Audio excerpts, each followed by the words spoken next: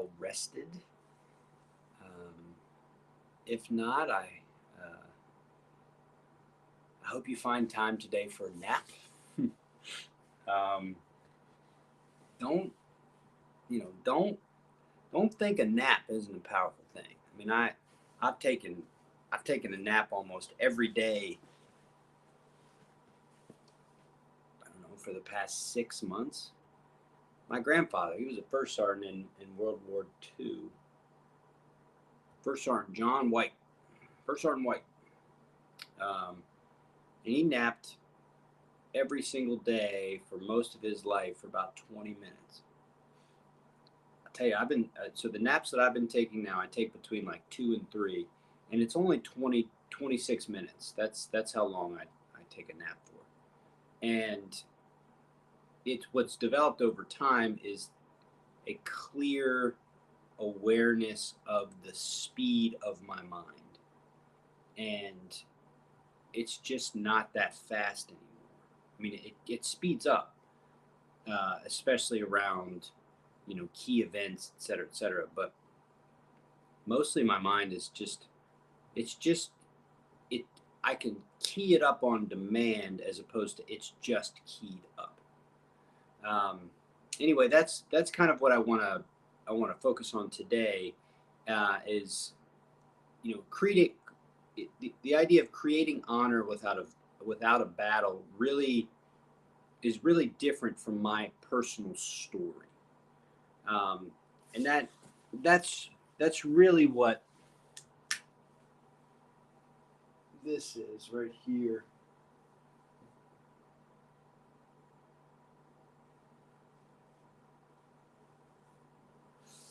It's tame the mind, the story. So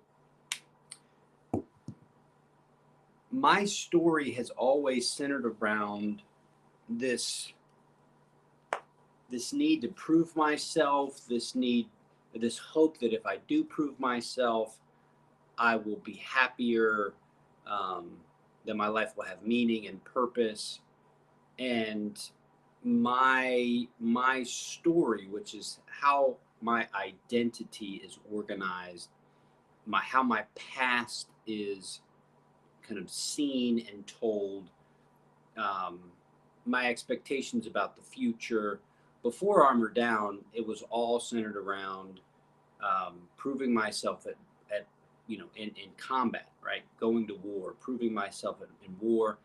Having proved myself in war, the idea was, aha, I've proven myself, then everything should be fine.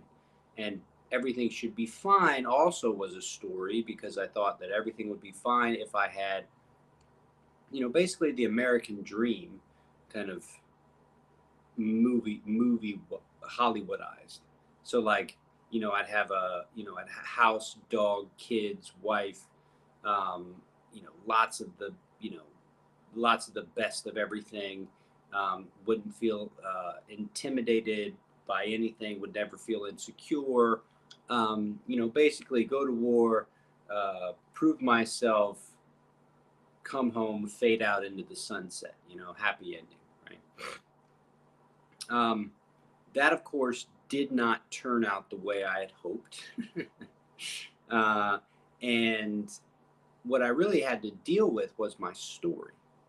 And the idea of, you know, peace and, harmony and cultivating self awareness and understanding how to work with I'm now calling the four sounds. I was calling them the four bells, but I don't have a bell anymore. I have these sticks.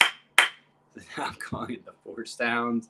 It doesn't matter what they're called. The use of these steps is still the same. But when I started practicing mindfulness, what happened was I started to recognize when I was kind of in my story, when I was mindless.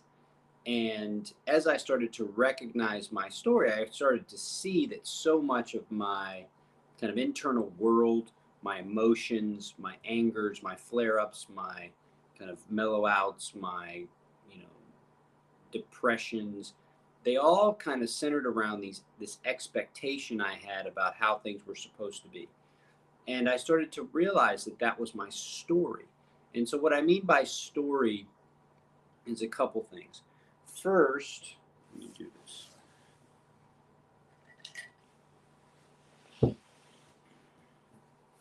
We're really going to focus in on the first part here.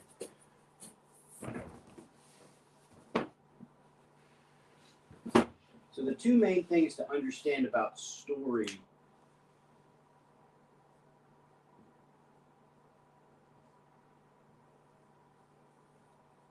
is that it has time, and because it has time,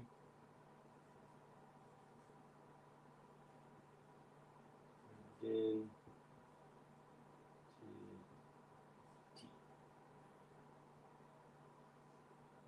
okay, story is time and identity, okay? And so what I mean by that is that your identity, who you are, is social security number, where you're born, your address, your phone number. It has a past. Your identity has a future. Your identity is represented by your nation, your passport. That's your identity. And in order to have an identity, it has to be looked at over time. So the key things to be aware of in this part is that your story is your identity and your identity over time. Okay? Now, what I started to notice as I started to practice was that my identity was much more just something that I made up and fed than it was something that was, kind of more real, more objectively real. And the reason why I was able to start to identify it is because mindfulness itself is present moment awareness. And so once you start to make this kind of relationship between, oh, I'm in my story, which is just this projection to the future or this analysis of the past, it's like, oh, I'm in my story. Let me tame that. Let me get back into the moment. And so the absolute moment that you recognize the distinction between your story and the moment, right? Here's the moment, here's your story. The second you recognize the distinction, that's the practice of mindfulness. Like that right there is the practice of mindfulness. Now, it doesn't mean that you've done anything. You still got to trust your body. You still got to tame the mind. You still got to do the work, and you still got to get to open-heartedness from that moment. But until you recognize that key piece, aha, here's the moment, this is the story. Until you recognize that moment, all the other steps are irrelevant because all the other steps are predicated on getting to the moment. Like, aha, I'm right here. And oh, there's my story thinking away, thinking away, thinking away. And so it's like, aha, here's the moment. There's my story. I'm going to get into my body, and now I'm going to do the work, and now I'm going to bring my open-heartedness to this moment. Because otherwise, what you're bringing to the moment is just the story. Now, here's where it ties back into the title. Okay, how do you earn honor without a battle? Well, think about how the story of American kind of honor, American prowess, American exceptionalism really came about. World War II. World War II really set America on its current course. How did that happen? Well, World War II. Everybody participated in World War II. Everybody. I'm talking everybody, the whole country.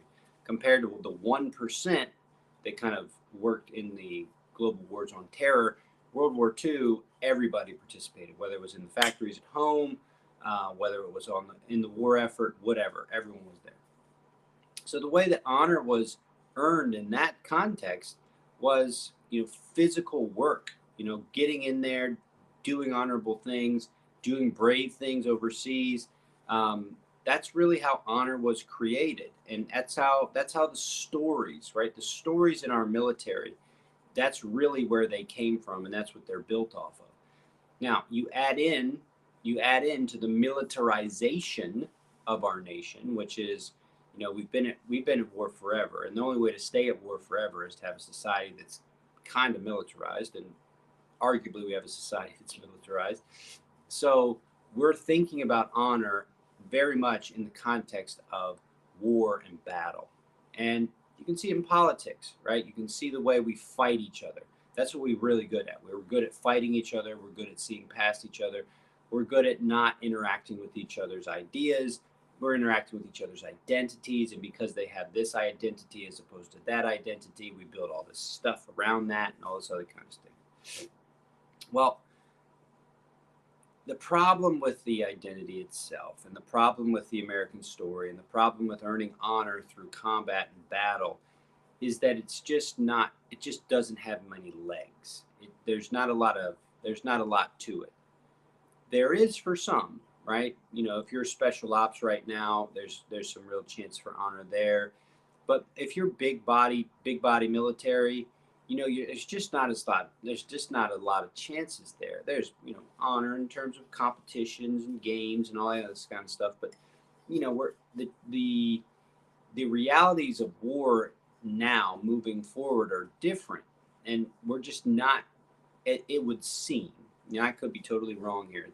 It does not seem as though our leadership are going to be using as much big body military as they will special ops and robots. I mean, it just makes sense. I mean, there's a war right now in Azerbaijan and Armenia, and they're fighting each other. And I think it's Armenia. One side has drones, and the other side has tanks and bodies. Well, the side with drones are just crushing them because they just send the drones up. The drones see the bodies, and they just blow them up. If you're a world leader looking at that, you're like, what do I want bodies for? I want drones. I want robots, right?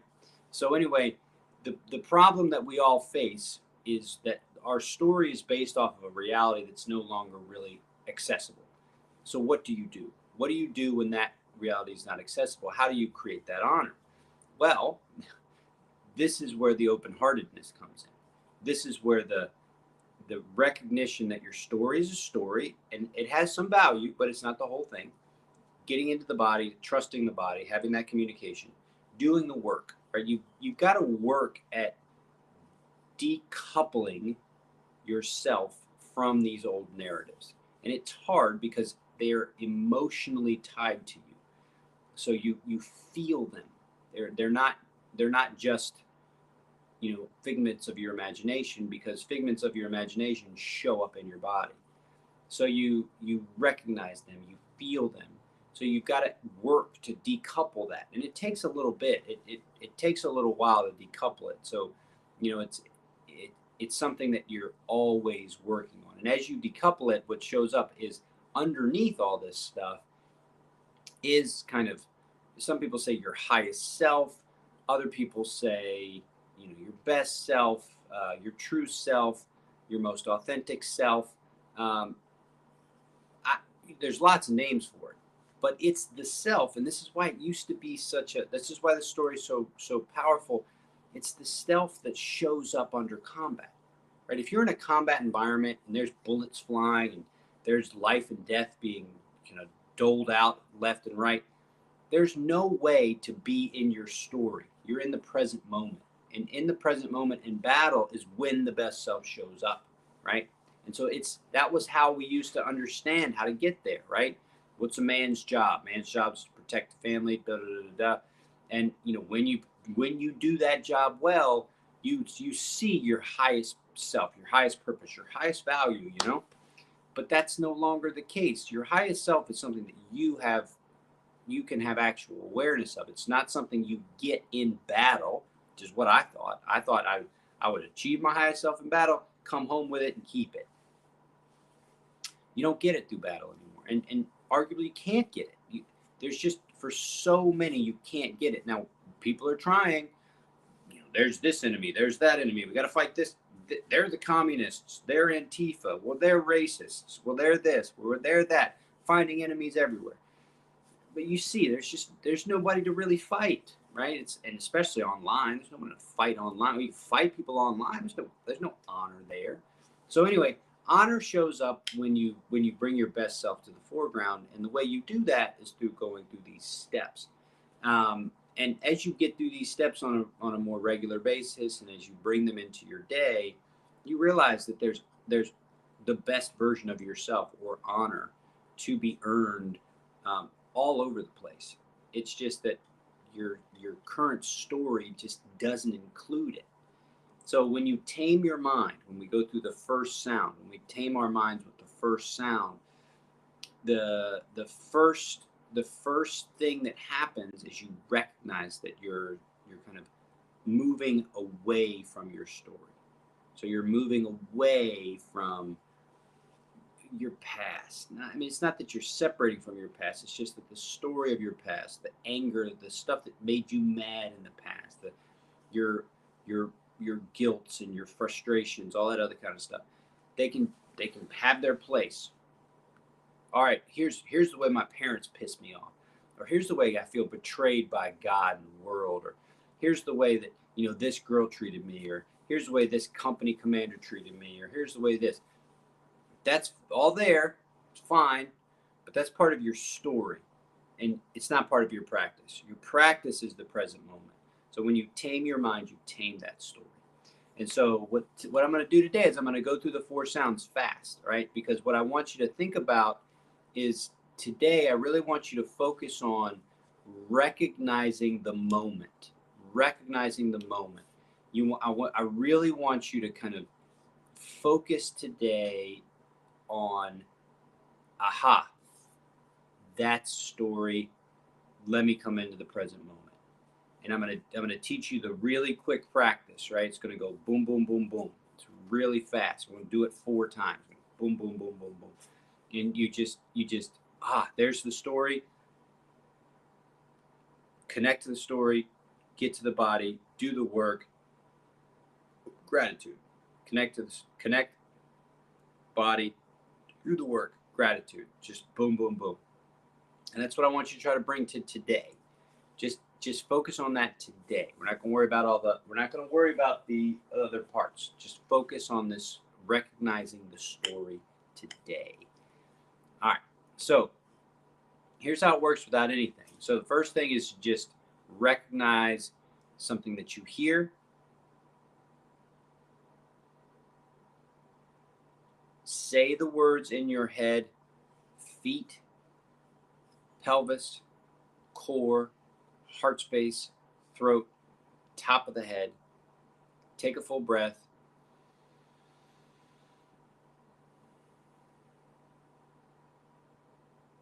And create a smile that only you notice you're making. So it's like this.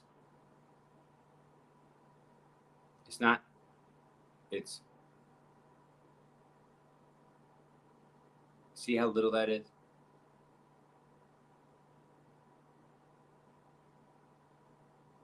It's the littlest smile. Only you can notice it. And so what you're doing is, say you're driving along, you're in your story, like, oh, I'm in my story. What do I hear? Feel my feet, pelvis, core, heart space, throat, top of the head. Take a full breath in. Exhale.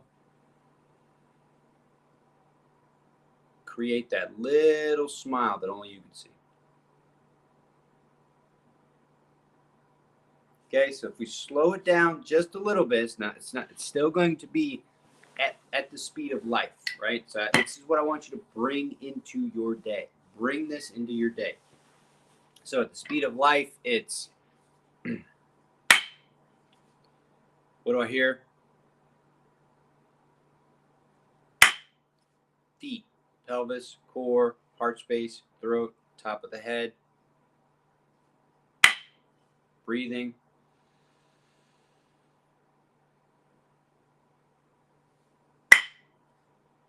A little small.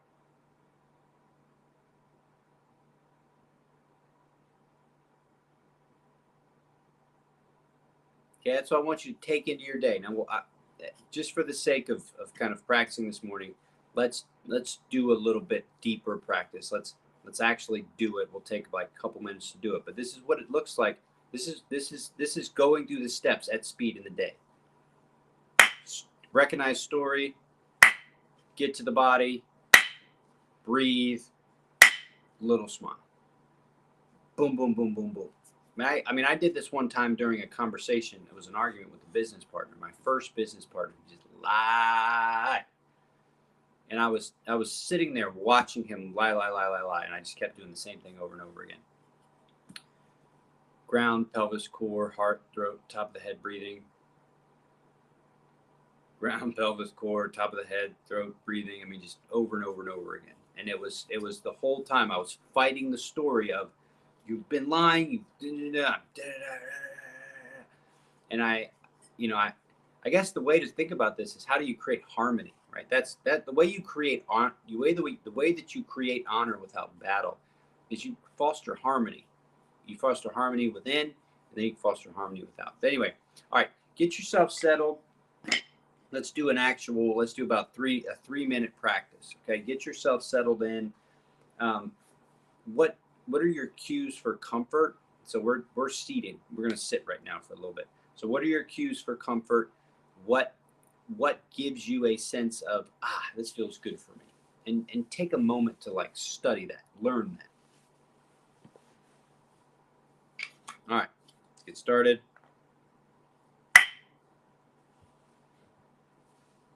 What do you hear?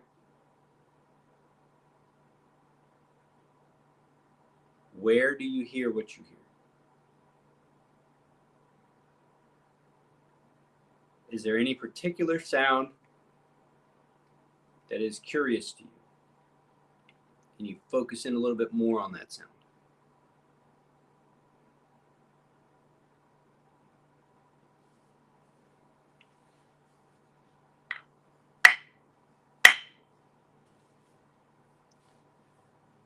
Feel your feet or your ground, so what's underneath you. Move into the pelvis. Pelvis is the base of the spine. From the pelvis, you just move up the spine. Core, heart space,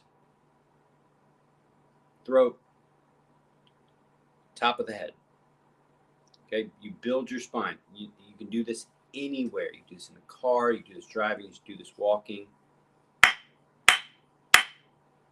All right, breathing. It's time to do the work. Your breathing is your work, right? You can focus on the breath, and by focusing on the breath and influencing the breath, you can change what's going on inside of you. So let's just go right back to 4, 7, 8.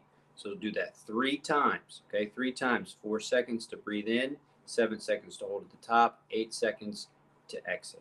So on your own, 3 times.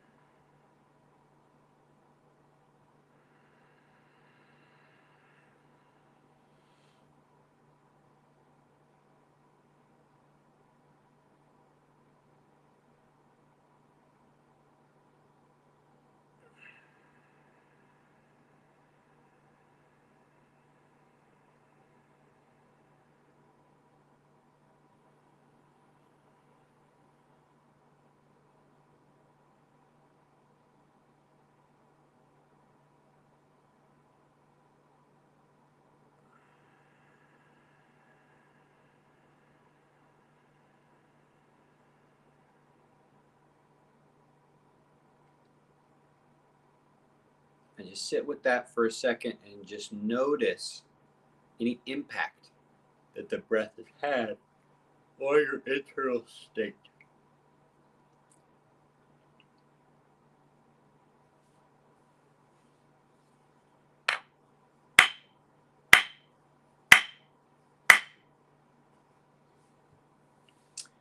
Add that little smile. And then in your own mind, focus on gratitude.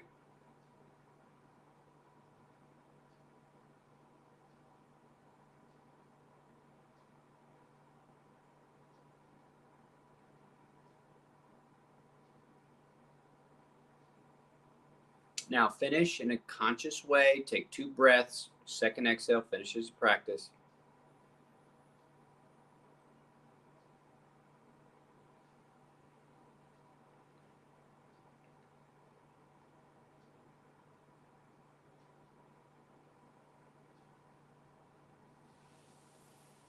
In the beginning, it's all about discernment.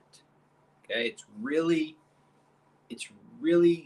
the first steps in developing awareness is recognizing all the times that you're not aware.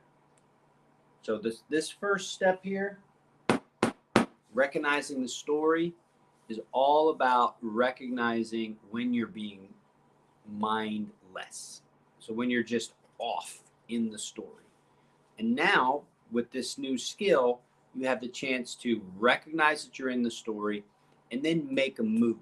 Okay. So you recognize the story, you listen to sound, you go through your body, go through your spine, you call it out in your mind. We'll talk about this more tomorrow, but you call it out in your mind.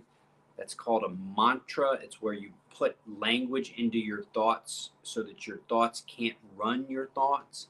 So your mind is focused on the language that you're putting in as opposed to spinning in any particular direction. Then you do the work. That's the breath. Okay, we'll talk more about that on Thursday. And then you get to gratitude. That's the heart opener, which is arguably your best self. And it's your best self in this moment. And what happens as you cultivate your best self becomes this really powerful thing. And it's this really powerful thing without the battle.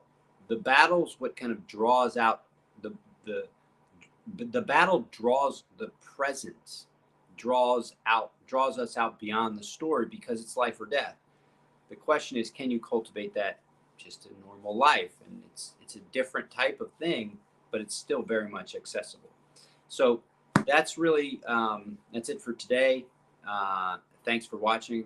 I can't tell you how motivating it is to see the little number in the top left corner bigger than 0. It's like it's just a great feeling. So thank you for training with me. It's why I keep doing this, is because of you. So thank you.